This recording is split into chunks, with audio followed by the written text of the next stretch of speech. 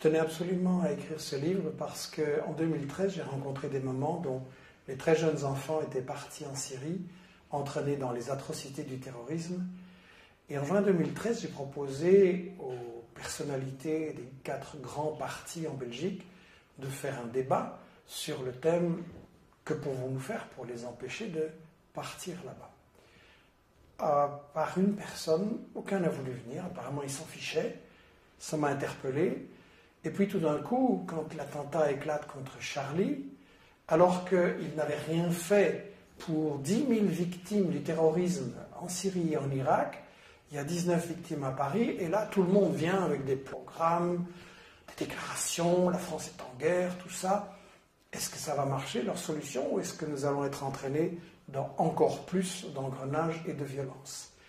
Et ce qui m'a frappé, c'est qu'on a eu une manifestation énorme, Je suis Charlie, 1,5 million de personnes à Paris, et de l'autre côté, les jeunes des banlieues n'étaient pas là. Et chez eux, quand on les interroge, on n'ose pas forcément le dire, mais c'est plutôt « je ne suis pas Charlie ». Donc on a un clivage, on a une fracture entre 2 France qui ne suivent pas les mêmes médias, ne croient pas les mêmes infos, ne se parlent plus. Et la question que j'ai voulu poser dans ce livre, c'est est-ce qu'on peut surmonter ce clivage? Est-ce qu'on peut arriver à établir un dialogue entre les Charlie et les pas Charlie? Et pour ça, il m'a semblé que la question clé, c'était de clarifier justement, sur base de faits évidemment, sur base de déclarations des propres dirigeants et services des États-Unis, quels sont les véritables liens entre les États-Unis et le terrorisme? Est-ce que vraiment ils les ont toujours combattus?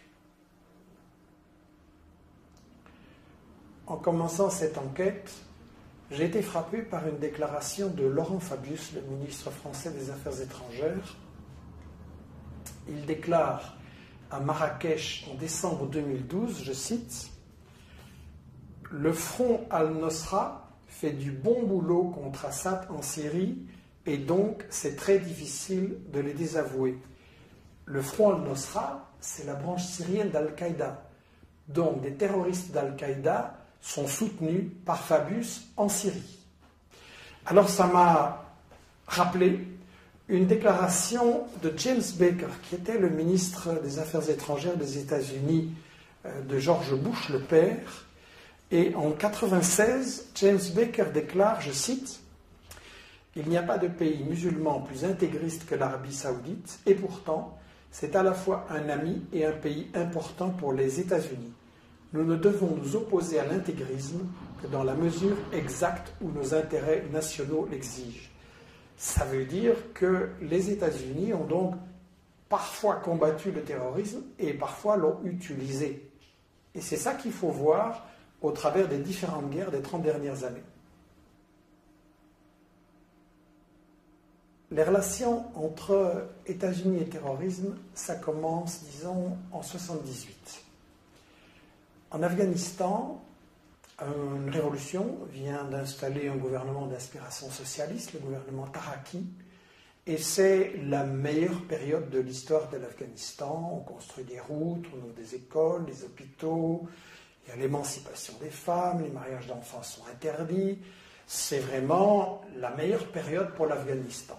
Ça, c'est intolérable pour les États-Unis qui veulent absolument contrôler cette zone stratégique au centre de l'Asie, d'autant plus que le gouvernement afghan nouveau est assez favorable à l'Union soviétique. Donc il faut absolument le renverser. Le problème pour les États-Unis, c'est qu'ils sortent de la guerre du Vietnam, qu'ils ont perdu lamentablement.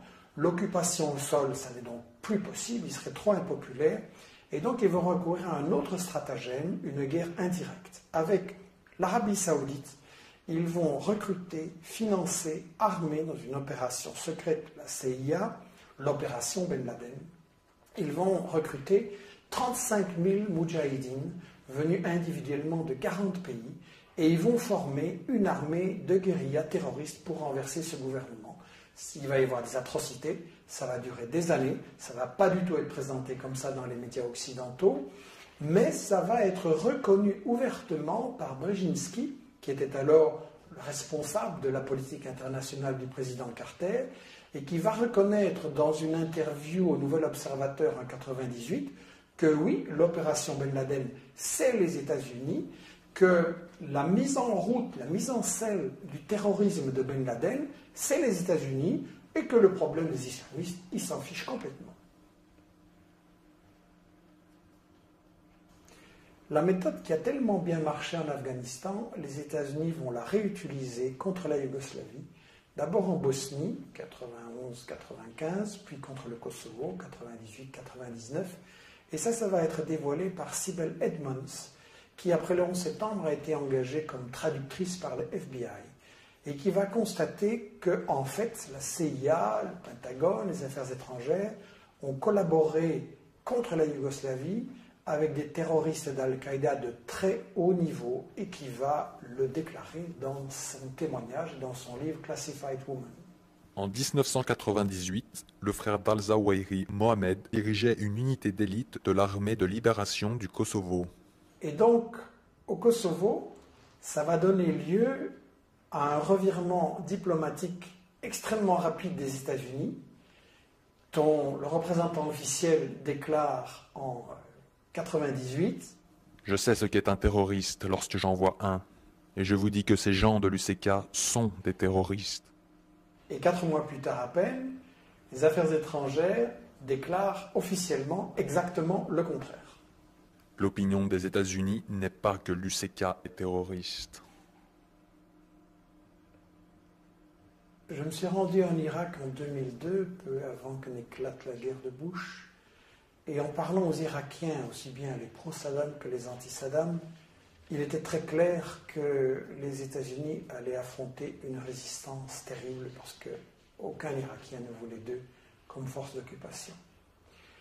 La résistance a d'abord été dispersée et puis les forces ont commencé à s'unir et le fait que les sunnites et les chiites coopéraient militairement sur le terrain pour résister, ça c'était un gros problème pour l'occupation des États-Unis. Le danger, c'est que nous pensons qu'il peut y avoir jonction à la base entre les sunnites et les chiites.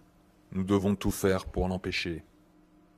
Alors pour s'en sortir, ils ont recouru à ce qu'on appelle l'option Salvador, c'est-à-dire une recette qui avait bien marché dans ce pays, la formation d'escadrons de la mort qui appliquent des recettes terroristes très violentes contre la population civile, pour créer un climat de terreur et dans le cas de l'Irak, pour créer en fait une guerre de religion entre les sunnites et les chiites.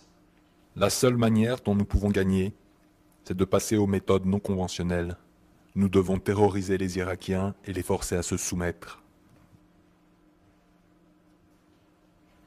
En 2011, en Libye, pendant les bombardements de l'OTAN, je m'étais rendu compte que Kadhafi avait ses adversaires, ce n'était pas un modèle de démocratie, mais qu'il avait aussi un très fort soutien dans la population parce qu'il avait apporté aux Libyens un bien-être social exceptionnel. Donc malgré les médias mensonges de l'époque qui unissaient aussi bien l'OTAN, Al Jazeera, BHL et les médias occidentaux, malgré ces médias mensonges grossiers, le problème qui se posait à Obama, c'était comment briser le soutien d'une grande partie de la population pour renverser Kadhafi. Il ne voulait absolument pas débarquer ses troupes au sol. L'expérience de Bush en Irak, en Afghanistan avait montré que ça ne marchait pas. Donc il fallait trouver des troupes sur place. Il n'y en avait pas beaucoup. Les seuls qui existaient, c'était les terroristes libyens, la section libyenne d'Al-Qaïda. Et donc on a eu un renversement d'opinion absolument ahurissant, avec en 2007 des sources officielles des États-Unis qui déclarent que ce sont des terroristes. La région de Benghazi à Tobrouk représente une des plus grandes concentrations de terroristes au monde. Et puis en 2011, les sources officielles des États-Unis qui disent que non, ce n'est pas des terroristes, c'est des combattants pour la démocratie. Des douzaines d'anciens combattants du GICL participent aux efforts des rebelles visant à renverser Kadhafi. Ils le font à titre personnel, pas comme groupe constitué. Après la Libye, comme nous l'avions prévu, les armes ont été exportées, et les terroristes avec, vers des pays africains, pas n'importe quels, bien entendu. C'est frappant de voir que les terroristes interviennent toujours là où il y a des ressources naturelles importantes. Et donc on a eu leur intervention au Mali, or, argent, pétrole, uranium, au Niger, uranium, énorme ressource, puis au Nigeria, le principal producteur de pétrole en Afrique, très important pour les États-Unis, un pays qui pourrait devenir un leader si l'Afrique arrive à s'émanciper, un pays qui de temps en temps regarde un peu vers la Chine. Donc les États-Unis veulent absolument conserver le contrôle. Nigeria, c'est un pays puissant. Et donc là va s'appliquer la méthode de Brzezinski en Afrique de faire éclater les États trop importants en une série de micro-nationalités. Et donc là, le fait de dresser les chrétiens et les musulmans les uns contre les autres et de rendre le pays ingérable, c'est exactement la stratégie qui correspond aux intérêts des États-Unis. Alors c'est intéressant de savoir que Boko Haram a été financé par des fondations de Grande-Bretagne et d'Arabie Saoudite. On retrouve l'Arabie Saoudite constamment derrière le financement des terroristes qui servent les intérêts des États-Unis. La guerre contre la Syrie n'a pas commencé en 2011, mais au moins en 2009. L'ex-ministre français des Affaires étrangères, Roland Dumas, a confié qu'il avait reçu des propositions des Britanniques disant on va attaquer la Syrie en 2009, donc. Il avait refusé. Et en fait, ça commence plus tôt. Dès 2007, ça se prépare au Liban, où Bandar Sultan, un grand ami de Bush, au point qu'il va être surnommé Bandar Bush, va financer des milices terroristes extrémistes au Liban d'abord et puis en Syrie. Et ça, c'est une opération où l'Arabie Saoudite sert d'intermédiaire pour une filière terroriste organisée par les États-Unis. Les acteurs clés sont les Saoudiens, bien sûr, et Bandar, qui ont conclu une sorte d'accord privé avec la Maison-Blanche. L'idée est d'avoir un soutien financier de l'Arabie Saoudite pour soutenir divers groupes sunnites extrémistes du djihad. Je crois que l'information sur tout ça, c'est trop important et qu'il faut absolument éviter qu'on se laisse entraîner dans cette guerre de religion. D'un côté, on a cette version de l'islam complètement fanatique, rétrograde, violente, qui est développée par les meilleurs amis des États-Unis et de l'Europe, l'Arabie Saoudite et le Qatar. Et de l'autre côté, on a, très très préoccupant en Europe, cette montée de l'islamophobie qui justifie la division des couches travailleuses entre elles sur le plan social ici et sur le plan de toutes ces guerres qu'on prépare contre des pays arabes ou musulmans. Il est vraiment fondamental de rétablir un dialogue entre les Charlie et les pas Charlie.